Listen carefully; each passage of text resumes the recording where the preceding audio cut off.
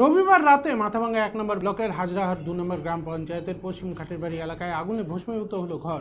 ঘটনায় চাঞ্চল্য ছড়িয়ে পড়ে এলাকায়। আগুন লাগার খবর পেয়ে মাথাভাঙ্গা দমকল কর্মীরা ঘটনাস্থলে এসে আগুন নিয়ন্ত্রণে আনে। তবে আগুনে পুড়ে ছাই হয়ে যায় ঘরে থাকা নগদ অর্থ ও সোনার অলংকার সহ ঘরে মজুত করা ধান। পরিবারের দাবি লক্ষাধিক টাকার ক্ষয়ক্ষতি হয়েছে শর্ট সার্কিট থেকেই আগুন বলে অনুমান পরিবারের সদস্যদের।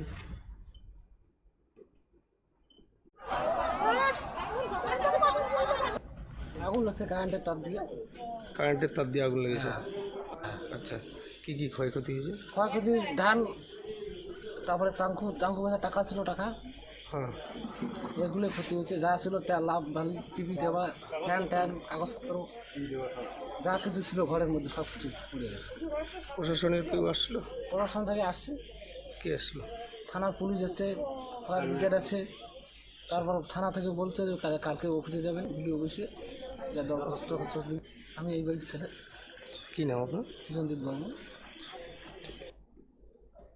আগুন লাগছে কারেন্টের তার দিয়ে।